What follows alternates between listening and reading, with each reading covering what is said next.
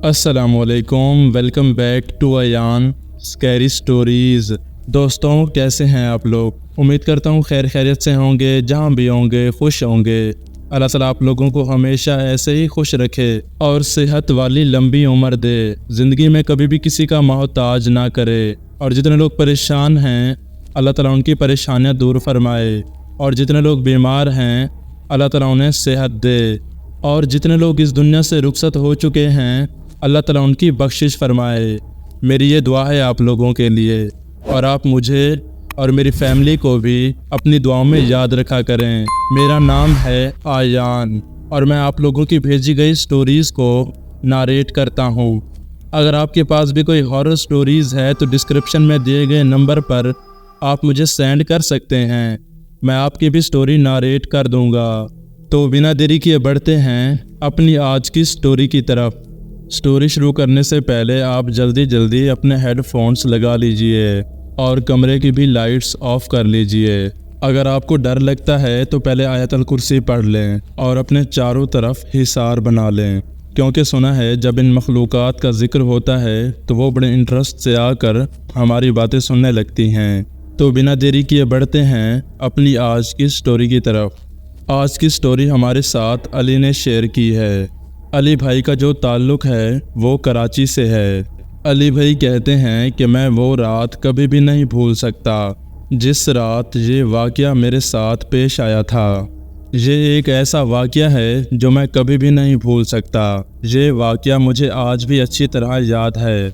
दिसंबर का महीना था और कराची की एक सड़क पर मैं अपने रिक्शे में बैठा हुआ था।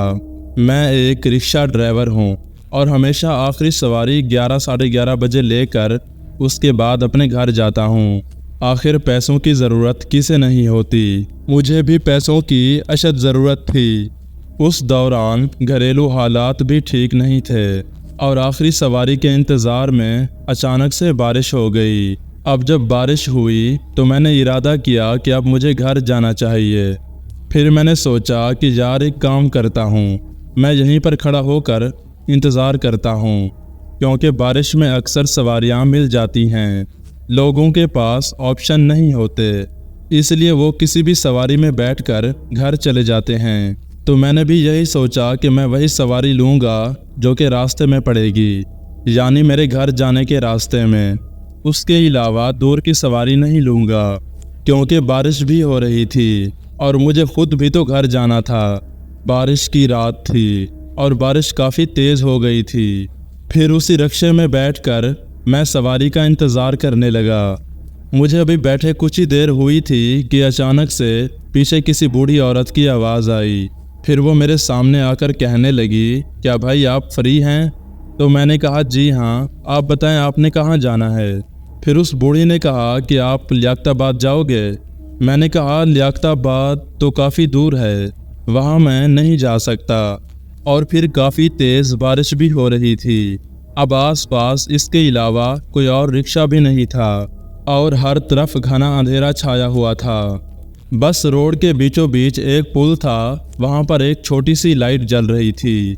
मेरे खड़े होने की जगह यहीं पर थी, क्योंकि आखिरी सवारी मैं अक्सर यहीं से ही उठाता था। उस बूढ़ी औरत की उम्र काफ़ी ज़्यादा थी, इसलिए मुझे उन पर तरस आने लगा। लेकिन उस बूढ़ी औरत को लियाकताबाद जाना था, जो कि मेरे घर के रास्ते से काफ़ी दूर पड़ता है। फिर उस औरत ने मुझे काफ़ी फोर्स किया और कहने लगी, बेटा मैं बूढ़ी हूँ और उसके अलावा यहाँ काफ़ी तेज़ बारिश भी हो रही है। आखिर इस तूफ़ानी बारिश में मैं कहाँ जाऊँगी? तुम मुझसे 4 पैसे ज़्यादा ले लेना। तो फिर मैंने सोचा कि जब अम्मा 4 पैसे ज़्यादा दे रही हैं तो क्यों ना इसे छोड़ आता हूँ, और हो सकता है कि वापसी में मुझे कोई और सवारी भी मिल जाए। इस तरह कुछ पैसे भी ज़्यादा बन जाएंगे। फिर उस बूढ़ी औरत को लेकर मैं वहाँ से चला गया। लेकिन वो बूढ़ी औरत जिस तरह से बातें कर रही थी, उसकी बातें काफ़ी अजीब थीं, जिस पर तो शुरू में मुझे काफ़ी अजीब सा लगा। लेकिन फिर मैंने सोचा कि हर इंसान की नेचर और उसकी आवाज़ अलग अलग होती है। हो सकता है कि उस औरत का लहजा और उसकी आवाज़ ऐसी ही हो। खैर, जब वो औरत मेरे रिक्शे में बैठी तो उस दौरान मेरा रिक्शा काफ़ी भारी हो गया था। फिर मैंने सोचा कि हो सकता है कि बारिश की वजह से ऐसा हो रहा हो। اور پھر پانی بھی تو کراچی کی سڑکوں میں کافی جمع ہو جاتا ہے۔ خیر اللہ کا نام لے کر میں نے وہاں سے رکشہ نکالا۔ مجھے ایسا لگ رہا تھا جیسے میرے رکشے میں کافی زیادہ لوگ بیٹھے ہوئے ہیں۔ جب میں مین روڈ پر پہنچا تو مین روڈ کافی ویران اور سنسان تھی۔ اب بارش بھی تھوڑی ہلکی ہو گئی تھی۔ میں ابھی رکشہ چلا ہی رہا تھا کہ اچانک وہ بوڑھی عورت کسی سے باتیں کرنے لگی۔ جب شروع میں اس بوڑھی عورت نے بات کرنا شروع کیا تو میں نے اس کی بات کا جواب دیا۔ میں نے ان سے پوچھا کہ آپ نے مجھ سے کچھ کہا ہے کیا؟ پھر اس بوڑھی عورت نے کہا نہیں میں تم سے بات نہیں کر رہی۔ وہ بوڑھی عورت مسلسل کسی سے باتیں کرتے ہوئے جا رہی تھی۔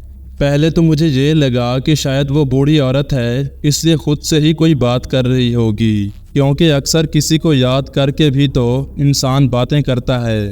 بس یہی سب سوچ کر میں چپ چاپ اپنا رکشہ چلاتا رہا۔ پھر وہ بوڑھی عورت بات کرتے کرتے اچانک سے غصہ کرنے لگی اور پھر وہ کہنے لگی کہ میں تمہیں مار دوں گی اگر تم نے میری بات نہیں مانی تو بالکل خاموش ہو کر بیٹھ جاؤ۔ اس بوڑھی عورت کی یہ بات سن کر میں نے اپنا رکشہ سروس روڈ پر لیا۔ پھر وہیں سروس روڈ پر رکشہ روک کر میں نے اس بوڑھی عورت سے کہا، ماں جی آپ کس سے باتیں کر رہی ہیں؟ آپ نے ابھی بڑے غصے والے انداز میں کہا کہ میں تمہیں مار دوں گی۔ آپ تو اکیلی ہیں، پھر آپ کسے مار دیں گی؟ پھر اس بوڑھی عورت نے کہا کہ بس تم رکشہ چلاؤ، تمہارا اس سے کوئی کام نہیں۔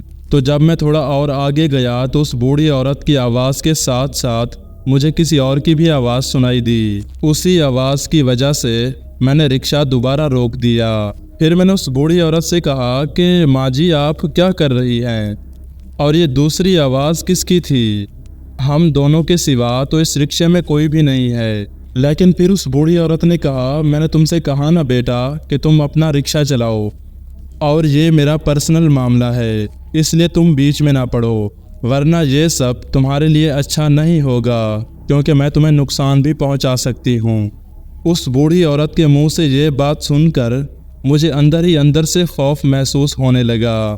تو پھر میں دل ہی دل میں سوچنے لگا کہ یار اتنی دور کی سواری اٹھا تو لی، تو آخر یہ بوڑھی عورت ہے کون؟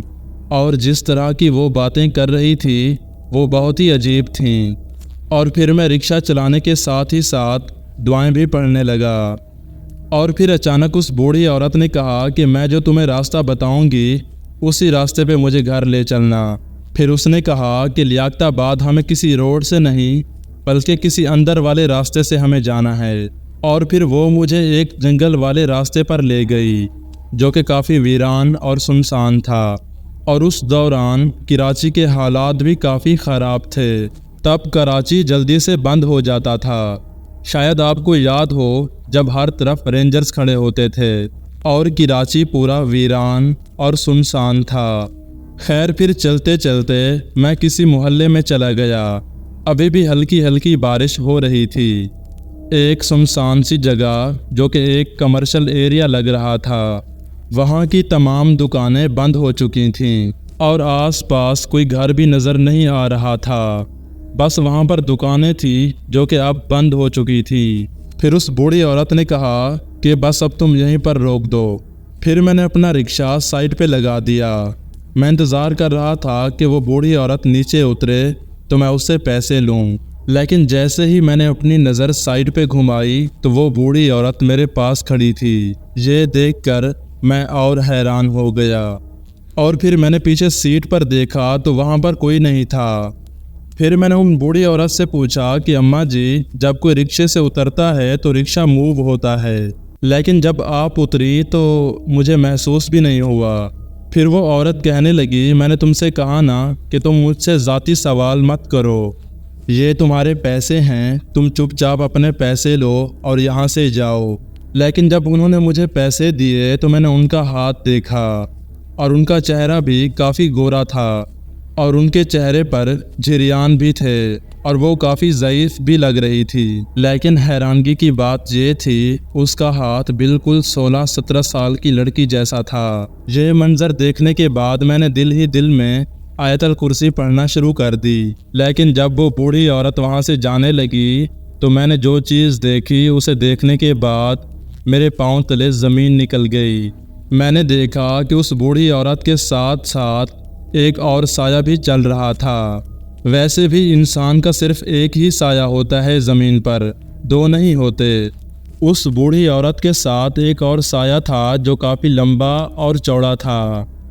وہ بوڑھی عورت مسلسل اس سے باتیں کرتے ہوئے جا رہی تھی اور اس سائے کے ہاتھ بھی اس عورت کی طرح موو کر رہے تھے، اور ایسا لگ رہا تھا جیسے اس عورت کے ساتھ کوئی اور بھی وجود ہے جس سے وہ باتیں کرتے ہوئے جا رہی ہے۔ جیسے ہی وہ تھوڑا آگے گئی تو وہ پیچھے مڑ کر میری طرف دیکھنے لگی۔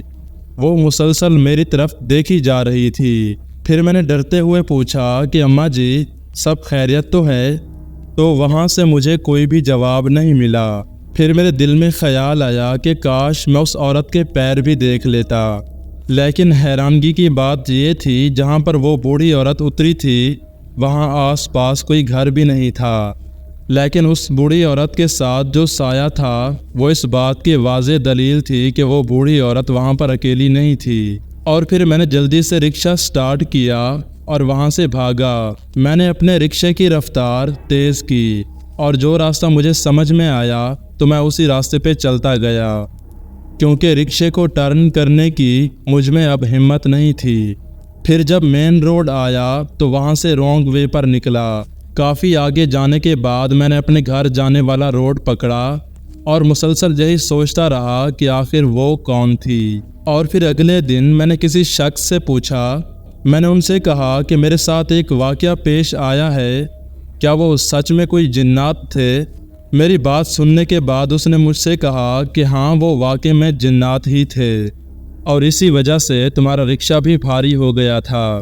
اور بیشتر جنات ایسا جان بوجھ کر کرتے ہیں، اور جنات کو کسی بھی سواری کی ضرورت نہیں ہوتی، اور وہ اکثر ایسی حرکتیں کرتے رہتے ہیں، اور تم بہت ہی خوش قسمت ہو کہ انہوں نے تمہیں کوئی نقصان نہیں پہنچایا، ورنہ جنات کے ساتھ اتنا کلوز بیٹھنا ہو سکتا ہے کہ تمہیں کوئی نقصان ہو جاتا۔ تو ایان بھائی یہ تھا میرا ایک چھوٹا سا واقعہ، امید ہے آپ کے لسنرز کو پسند آئے گا۔ تو آپ کا بہت بہت شکریہ علی، آپ نے اپنی سٹوری ہمارے ساتھ شیئر کی۔